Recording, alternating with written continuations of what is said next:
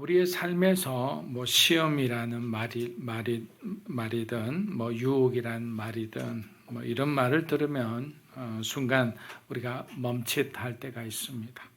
신앙의 이력이 길든 짧든 시험 앞에서는 누구나 연약하게 되기 때문이죠. 주일 예배를 드리기까지도 여러분 적지 않은 어떤 이 시험을 지나오셨으리라 생각합니다. 먼저는 육체의 피곤함을 이겨내야 하죠. 또 예배보다 더 매력적으로 보였던 그 선택들을 우리가 내려놓아야만 이 자리에 올 수 있습니다. 가정에서 오고 간 말 한마디에 마음이 불편했던 분들도 계실 겁니다. 뭐 대형교회 같은 경우에는 주차가 불편해서 뭐 뱅글뱅글 몇 바퀴 돌다가 결국 집으로 돌아가는 분들도 이전 교회에서는 많이 보았습니다. 예배의 자리를 지키는 것 자체가 이미 여러분은 하나의 시험을 통과한 은혜를 받은 사람이다 라고 말할 수 있습니다. 그래서 우리는 기도할 때마다 이렇게 묻기도 합니다. 하나님, 왜 이렇게 자꾸 하나님의 백성들에게 시험이 오고 유혹이 올까요? 왜 내 삶에서는 이러한 어려움이 끝이 나지 않을까요? 이것은 뭐 자녀된 우리가 아버지 하나님께 당연히 물어볼 만한 그런 기도 제목이라 생각합니다. 오늘 우리가 공부할 누가복음 4장 1절부터 13절은 바로 이 질문에 대해 성경이 주는 가장 깊고도 분명한 대답을 들려줍니다. 무엇보다 놀라운 사실은 시험을 받으셔야 할 이유가 전혀 없는 예수님께서 성령의 인도하심을 따라 스스로 광야로 들어가셨다는 사실입니다. 예수님은 그 광야에서 40일 동안 아무것도 드시지 않고 금식하셨습니다. 육체적으로 가장 약해지고 인간적으로 버틸 힘이 거의 남아있지 않는 바로 그 시간에 우리가 겪는 그 어떤 시험보다 훨씬 치열한 유혹과 정면으로 마주치게 됩니다. 그렇다면 우리는 이렇게 물어야 합니다. 주님은 왜 시험을 받으셔야 했나요? 단지 우리가 본받을 모범을 보여주시기 위해 예수님께서 굳이 하지 않아도 되는데 그 시험의 과정을 거친 것은 아닐까요? 만약 단순한 모범이 목적이었다면 예수님이 굳이 광야까지 가실 필요가 없으셨겠죠. 왜냐하면 뭐 주변이 모두 시험과 유혹과 갈등과 뭐 예수님을 공격하는 사람들의 그런 어떤 거짓으로 가득 차 있었기 때문이죠. 오늘 본문은 단순히 시험을 이기는 방법을 알려주는 말씀이 아니라 그보다 훨씬 깊은 하나님의 뜻이 담겨 있는 구절입니다.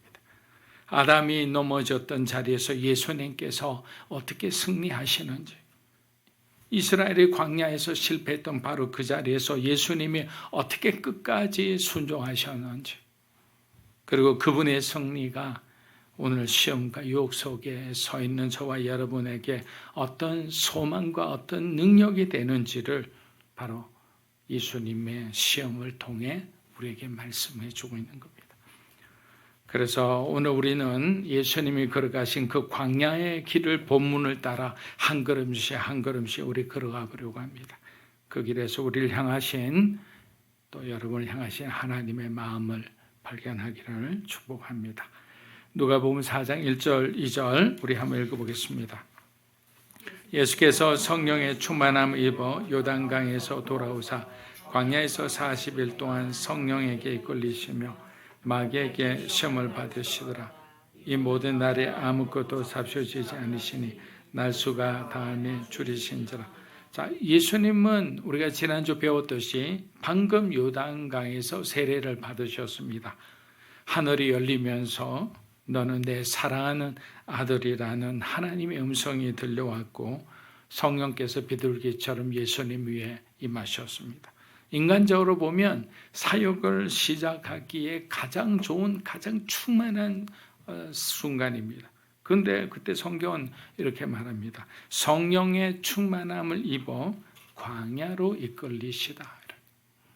성령의 충만함을 입었는데 왜 사역을 시작하지 않고 광야로 이끌고 가실까요? 여러분, 우리는 시험이 찾아오면 무엇을 먼저 생각하십니까? 혹시 내가 뭔가 잘못한 것은 없는가? 내가 요즘 기도를 좀 소홀히 했더니 이렇게 시험이 찾아오네, 이렇게 어려움이 찾아오는구나 라고 우리는 쉽게 오해하기 쉽죠. 마치 하나님과 내가 멀어진 것 같은 느낌이 들 때도 있습니다. 하지만 예수님의 시험은 바로 성령 충만한 상태에서 이루어졌다는 사실입니다. 그리고 이끌리시며라는 단어도 중요합니다. 헬라어 원어의 뉘앙스를 보면 이런 뜻이에요. 단순히 어떤 방향만 제시했다는 말이 아니라 처음부터 끝까지 성령께서 붙잡아 인도하셨다. 자, 다른 말로 하면 예수님은 광야의 고독과 침묵 속에서도 단 한 번도 성령과 떨어지지 않았다라는 거예요. 우리의 삶은 어떻습니까? 어려움이 어떻습니까? 어려움이 오면 어느 순간에 성령님은 어디로 가는 데 없어요. 우리는 세상을 붙들고 있고 사람을 붙들고 있고 나 자신을 붙들고 있는 거예요. 그러나 예수님은 그 고독의 시간에도, 그 배고픔의 시간에도 성령 하나님과 하나가 되어 있었다.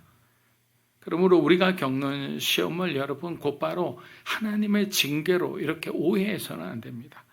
아브라함이 모리아 산에서 요셉이 감옥에서 보냈던 시간은 그냥 버려진 시간이 아니라 하나님의 손안에 있던 바로 은혜의 시간이었던 거예요. 우리가 흔히 말하잖아요. 모세의 40년을 많은 사람들은 이해하지 못하죠. 요즘처럼 합리적이고 시간을 아껴 쓰는 사람들에게 그 40년을 그냥 낭비한 것을 왜 하나님은 그렇게 하시나요?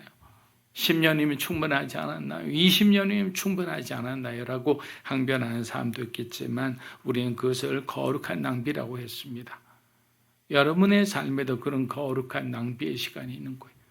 그래서 때로는 조급해하지 말고 조바심을 내지 않아야 되는 거예요.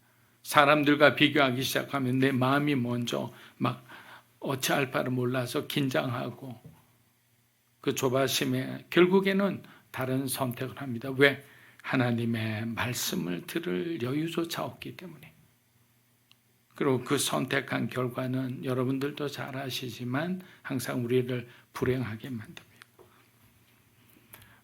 우리도 마찬가지입니다. 어떤 시험은 우리의 죄 때문에, 우리의 부족함 때문이지만 어떤 시험은 하나님이 여러분을 더 깊이 빚기 위해, 여러분을 더 빛나는 사람이 되기 위해 허락하시는 자리일 수도 있다는 거예요.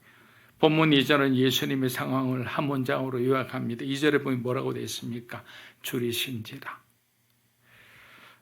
예수님은 40일 동안 금식하셨죠. 몸은 지치고 마음은 고독에 잠겨 있으며 육체의 힘은 거의 남아있지 않습니다. 여러분 40일 금식을 해보시지 않으셔서 그 상태를 잘 모르실 거예요. 물론 영은 맑고 하나님을 향해 이렇게 활짝 열려 있지만 육신은 힘든 것은 부인할 수 없습니다. 하나님의 아들이셨지만 우리와 똑같이 연약함을 경험하셨다라고 할 수 있죠. 여러분, 우리가 약할 때 유혹이라는 것이 어찌 그렇게 크게 다가오는지 몰라요. 지친 마음에는 작은 말에도 우리가 흔들립니다. 누가 한마디 했다면 갑자기 인생이 흔들리고 20년, 30년 신앙이 흔들려 버리는 거예요. 그리고 외로울 때는 사소한 유혹도 크게 다가오는 거예요. 예수님은 바로 그 자리에서 시험을 받으셨어요. 가장 육체적으로 연약할 때.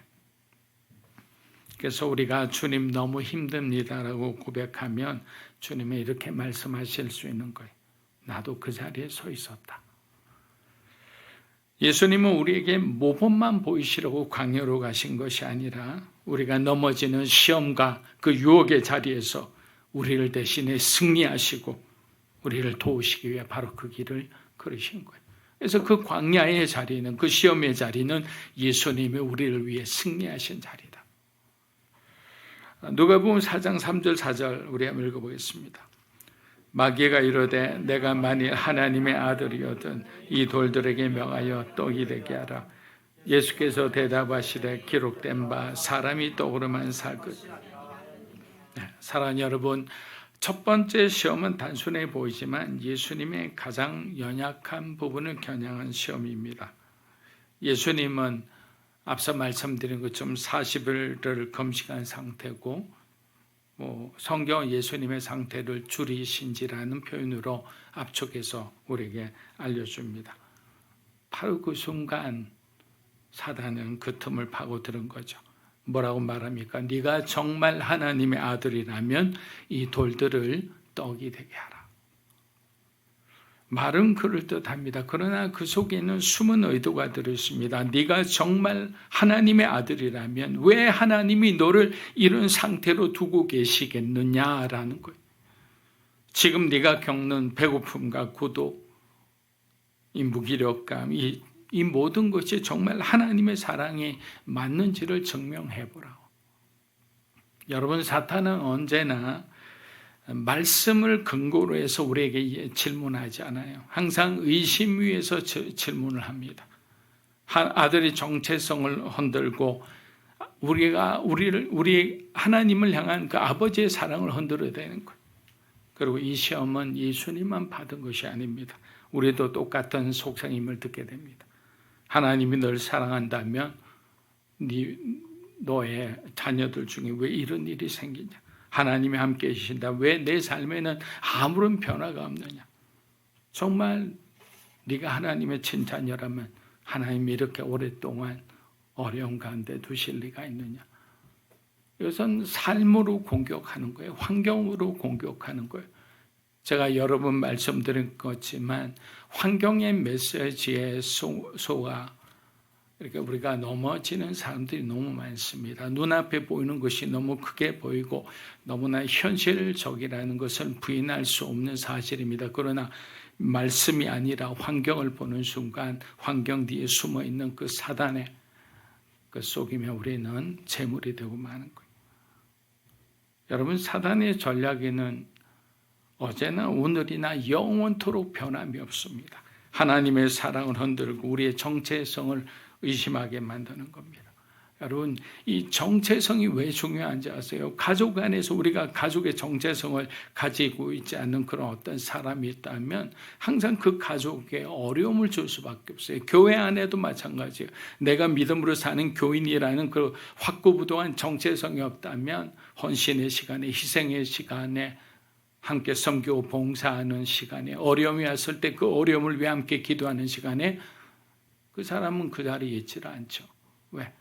내가 이곳에 성도라는 그 어떤 정체성이 없기 때문에. 저와 여러분도 마찬가지예요. 그리스도인으로서 정체성이 없다면 시험이 올 때마다 넙죽넙죽 받아들일 거예요. 유혹에는 그냥 속절없이 무너지게 되는 거예요. 여러분, 돌을 떡으로 만든다는 게 어려운 일은 아니죠. 예수님에게는. 예수님이 원하신다면 얼마든지 하실 수 있는 일입니다. 문제는 떡 자체가 아니라 때와 방법이라는 거예요. 하나님보다 필요를 먼저 붙드는 마음, 바로 그것이 시험의 대상이었던 거예요. 너희가 필요하나? 근데 분명히 하나님 뭐라고 얘기하셨어요? 사울에게. 사무엘이 올 것이라고 얘기했죠. 사무엘이 분명히 당부하고 갔잖아요. 근데 환경의 메시지에 속았죠. 왜? 이스라엘 군대들이 타령하기 시작했어요. 그것을 보는 순간에 자꾸만 조급해지는 거예요. 이러다가 이스라엘이 무너지겠다. 이러다가 내가 적의 칼에 죽겠다. 그래서 자기가 사무엘을 대신해서 제사를 드리는 순간 사울은 하나님으로부터 버림받게 되는 거예요. 여러분, 이삭이 오기 전에 그 이스마엘의 유혹은 우리가 생각하기에 그럴 수 있겠구나 정도가 아니라 그것을 선택할 수밖에 없을 정도로 아주 용이 주도하고 그렇게 어려운 그런 치명적인 그런 어떤 시험이었습니다. 처음에 아브라함에게 첫 번째 시험은 바로 그의 종 엘리에셀이었죠. 오랜 시간이라는 것은 그에게는 그의 어떤 가족들에게는 위기였습니다. 왜냐하면 당시에는 그 가족들, 종족들을 중심으로 유지되었는데 그 가문의 개성이 되지 않는다는 것은 그 가문의 미래가 없어지는 것과 마찬가지였던 거예요. 그래서 그는 늘 자기 후사를 고민하고 또 그렇게 하나님께 간구했는데 하나님은 하나님의 시간에 하나님이 선택한 이삭을 통해 주신 거예요. 근데 그 앞에 실수하잖아요. 이삭도 선택하고 이스마엘도 하갈을 선택해 이스마엘도 넣고 이게 바로 우리 인생입니다. 하나님께서 이끌어 가시는 정도를 가지 않고 항상 옆길로 가고 그렇게 세면서도 결국 하나님 끄집어서 하나님이 원하시는 우리에게 계획하신 그 길을 가게 하시는 거죠. 그래서 예수님 뭐라고 말씀하십니까? 신명기 8장 3절입니다. 한번 읽어보겠습니다. 기록되어서되 사람이 떠오르만 여호와의 입에서 나오는 모든 말씀으로 사는 줄을 알게 하려 하십니다. 이스라엘이 광야에서 배고픔을 경험했던 이유는 하나님이 그들을 어렵게 하시려는 것이 아니라 너희는 떡으로 사는 존재가 아니라 하나님의 말씀으로 사는 존재라는 것을 깨닫게 하시려는 거예요. 예수님은 우리가 필요보다 당장의 필요보다 말씀을 당장의 어떤 능력보다 순종을 우리에게 원하셨던 겁니다. 그리고 하나님의 때를 존중하며 그 시간 속에 살아가기를 원하셨어요. 왜? 그것이 예수님이 걸어가신 길이고 우리가 걸어가야 할 구원의 길이기 때문이에요. 왜? 주님의 뜻에 구원이 있지. 우리가 아무리 합력해서 좋은 일을 한다 해도 그곳에 주님이 없다면, 십자가가 없다면 그것이 어떻게 부흥할 수 있고 그것이 어떻게 영광스러운 하나님의 일이 될 수 있겠습니까? 누가복음 4장 5절에서 8절 한번 읽어보겠습니다. 마귀가 또 예수 이르되 이 모든 권위와 그 영광을 내가 내게 주리라. 이것은 그러므로 내가 만일 내게 절하면 다 내 것이 되리라. 예수께서 대답하여 이르시되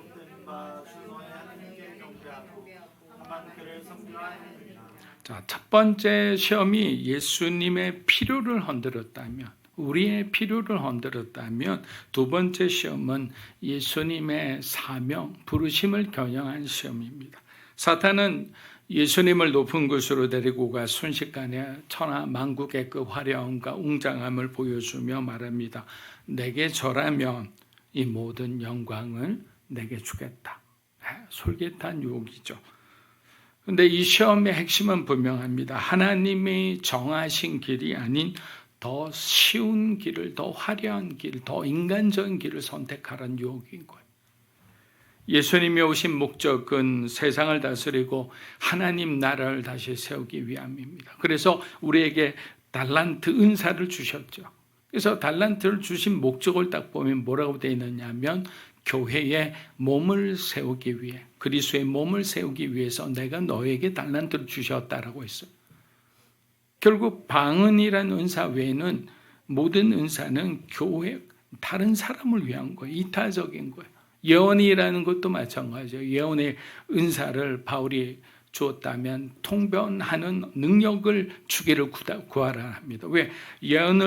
방언을 하는데 통변하기 없으면 우리가 무슨 뜻인지 모르고 예언을 하더라도 그것이 하나님으로부터 온 것인지 그걸 어떻게 합니까? 그래서 크로스 체크하고 그렇지 않으면 은사를 받은 사람들이 항상 시험에 걸고 결국에는 무너지는 것을 봅니다. 그래서 그런 데를 너무 좋아하며 찾아가서는 안 되는 거예요. 그래서 사탄은 우리에게 뭘 요구하겠어요? 십자가 없는 왕국, 순종 없는 영광, 고난 없는 통치를 예수님에게 제시하는 거예요. 그저 가져라. 여러분, 십자가 없는 왕국, 순종 없는 영광, 고난 없는 통치라는 것은 우리의 삶으로 비유하면 그냥 순탄한 길을 주는 거예요. 무슨 일을 해도 잘 되고 내가 뭘 해도 모든 사람이 와서 다 칭찬해주고 도와주고. 근데 그리스도인의 삶에 그런 삶이 있나요? 우리가 전도할 때마다 그 사람들이 할렐루야 하고 와서 아멘 믿겠습니다. 근데 갑자기 어려움이 찾아오고 이런 거 없잖아요. 근데 이런 삶을 그리스도인은 구해서는 안 된다라고 직접적으로 얘기하시는 거예요.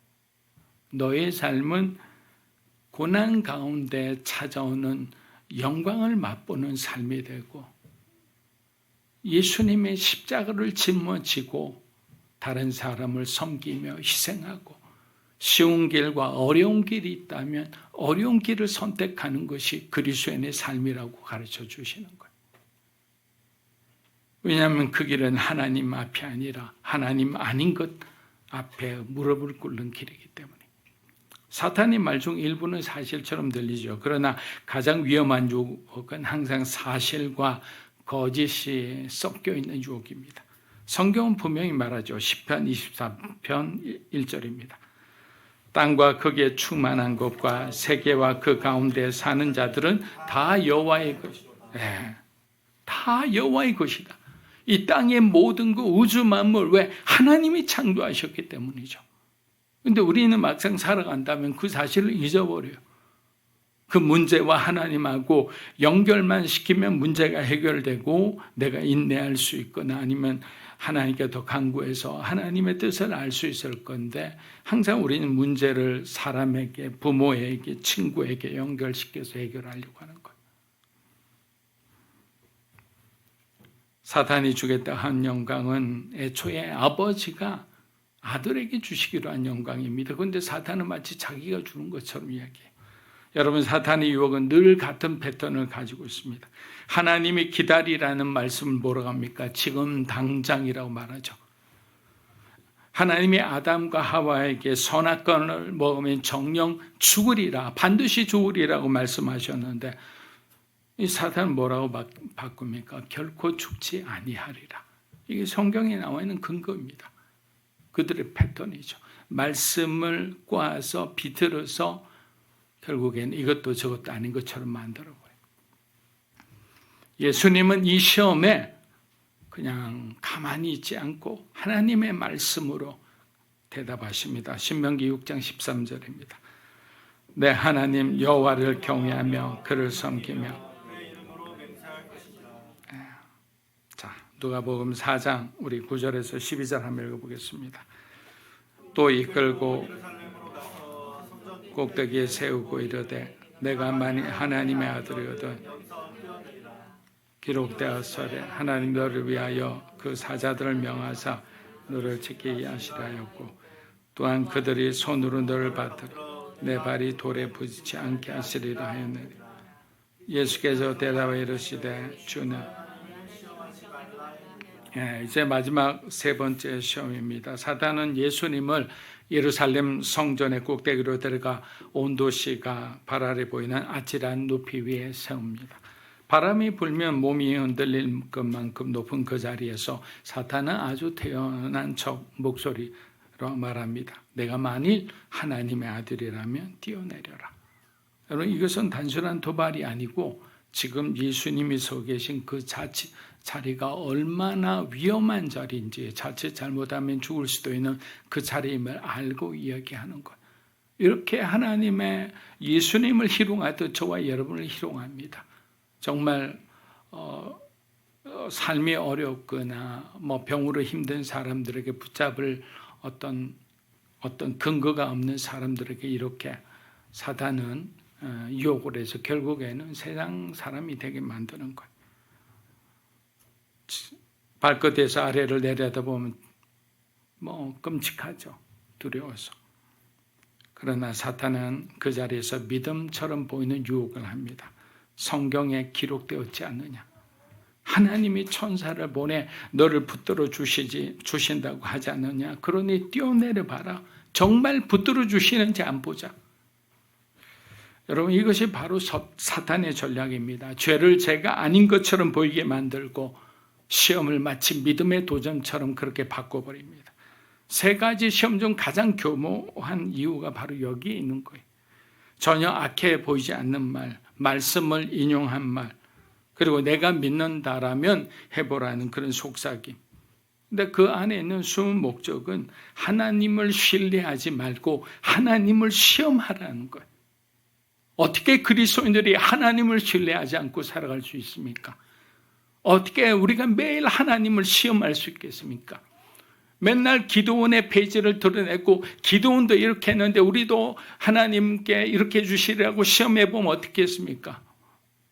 정말 낮은 수준의 그런 어떤 믿음이라고 말할 수밖에 없습니다. 물론 특별할 때, 정말 특별한 상황에서는 하나님께서는 기도원처럼 그렇게 어떤 하나님의 뜻을 확인한 절차를 우리에게 주시죠. 그러나 지금은 기도원의 시대가 아니라 예수님이 오셨고 성령의 시대를 살고 있는데 언제든지 하나님 앞에 누구든지 무릎 꿇으면 하나님께서 그들과 소통하시고 성령님께서 우리에게 지혜를 주시고 계시를 주시고 우리 마음속에 감동을 주시는 그 시대인데 지금 어디입니까? 저기입니까? 양털에 물 젖었습니까? 제가 10분 동안 가는 동안 할아버지를 몇 사람 만난다면 하나님의 뜻이라고 생각하겠습니다. 이런 걸 해서는 안 되는 거예요.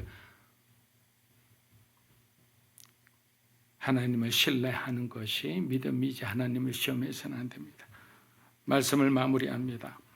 예수님은 사람들 앞에서 보여주기 위한 기적, 자기 영광을 드러내는 기적, 하나님을 시험하려는 이 기적 모두를 거절하셨어요. 뭐라고 말씀하셨습니까? 주 너의 하나님을 시험하지 말라. 아멘이십니까? 왜입니까? 예수님에게 아버지와의 관계는 증명을 요구하는 관계가 아니라 전적으로 사랑하고 신뢰하는 관계이기 때문에 부모와 자녀의 관계도 이런 관계인데 하나님 아버지와 저와 여러분의 관계는 어떻겠습니까? 우리가 조금 잘못하면 우리는 인간의 아버지의 생각으로는 화도 나고 그냥 잘못되고 타락하는 자녀를 보고 그냥 내 버린 자식이다 이렇게 생각하지만 하나님은 그렇지 않아요. 그렇다면 이 세상의 구조는 이미 벌써부터 사단의 왕국이 됐을 거예요. 우리의 시선으로 하나님을 바라보지 말고 하나님의 시선으로 우리의 모습을 보고 하나님을 바라보는 여러분이 되시기를 축복합니다.